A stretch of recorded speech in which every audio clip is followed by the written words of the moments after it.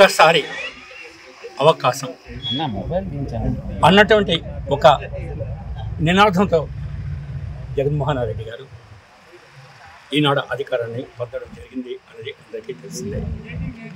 సాధారణంగా రాజకీయాల్లో కొత్త వాళ్ళకి నాకు ఒక్కసారి అవకాశం అండి అన్నటువంటి విషయం చెప్పేటప్పుడు ప్రజలు ఎలా ఎక్స్పెక్ట్ చేస్తారంటే ఈయన కొత్త అయినా గతంలో పరిపాలన చూసాము, ఇప్పుడు ఈ కొత్త పరిపాలన తీసుకొస్తారు అన్నటువంటి ఆశ జనాల్లో ఉంటుంది అన్నది అందరికీ తెలిసిందే. అటువంటి సందర్భంలో ఒక్కసారి అవకాశం అనేటప్పటికీ మనం గెలిచిన తర్వాత ఇప్పుడు సుమారు 5 ఏళ్ల పరిపాలన పూర్తవుతోంది. ఆంధ్ర ప్రజానీకానికి భ్రమలు తొలగిపోయాయి. జగన్మోహన్ రెడ్డి గారు ఎలా పరిపాలిస్తారు అన్నటువంటి విషయం మీద మేము ఎక్కువగా చెప్పక్కర్లేదు, ఎందుకంటే everybody seeing what is going on in Andhra Pradesh అని చెప్పి నేను ఈ సందర్భంగా మనవి చేస్తున్నాను.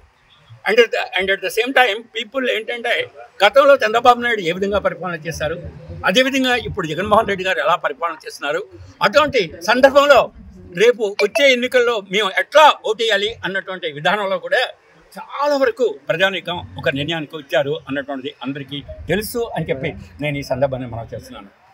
ఈవేళ అందరికీ భ్రమలు తొలగిపోయి గతంలో తెలుగుదేశం ఎలా పరిపాలన చేసింది, ఇప్పుడు వైసీపీ ఎట్లా పరిపాలన చేసింది అన్నటువంటి విషయం మీద వేరు చేసుకుంటున్నారు. అయితే మళ్ళీ అవకాశం పొందడానికి అని చెప్పి ఈవేళ ప్రజల దగ్గరకు వచ్చి ఏదో చెప్తే ప్రజలు మళ్ళీ మనస్సును మార్చుకుంటారు అన్నటువంటి విధానం మేము వారు కూడా ఆలోచించడం లేదు అని చెప్పి మేము ఈ సందర్భంగా మనం చేస్తున్నాం. ముఖ్యంగా గతంలో చూసాం, బెజవాడ రాజగోపాలారెడ్డి నుంచి, సంజీవారెడ్డి నుంచి, అదేవిధంగా వెంగళరావు నుంచి, చెన్నారెడ్డి నుంచి, ఈవేళ రాజశేఖర రెడ్డి అవనివ్వండి, అదేవిధంగా మన తాలూకా ఎన్టీ రామారావు, అదేవిధంగా చంద్రబాబు నాయుడు గారు పరిపాలన చేశారు. ఎప్పుడు కూడా వాళ్ళకి ఒక ఆర్థికమైనటువంటి డిసిప్లిన్ ఉండేది, అదేవిధంగా రాజ్యాంగం పట్ల గౌరవం ఉండేది, ఫండమెంటల్ రైట్స్ మీద గౌరవం ఉండేది, సెపరేషన్ ఆఫ్ పవర్స్ మీద గౌరవం ఉండేది.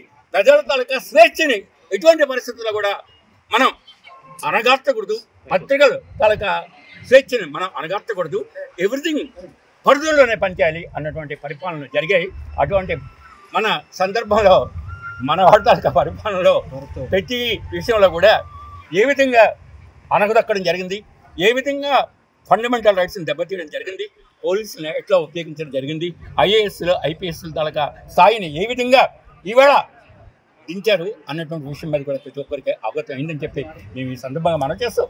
మాకు ఒకటే నమ్మకం, ప్రజాస్వామ్యం మీద నమ్మకం ఉన్న ప్రతి ఒక్కరు కూడా గతంలో మా పరిపాలనని ఇప్పుడు వైసీపీ పరిపాలన కూడా అర్థవంతంగా అర్థం చేసుకొని ఖచ్చితంగా మళ్ళీ చంద్రబాబు నాయుడు ముఖ్యమంత్రిగా చేస్తారు అన్నదే మా తాలూకా ఆలోచన అని చెప్పి మేము ఈ సందర్భంగా మనసు చేస్తూ మభ్యపెట్టినంత మాట్లాడడం మభ్యపోరు ప్రజలు అని చెప్పి నేను ఈ సందర్భంగా తెలియజేసుకుంటూ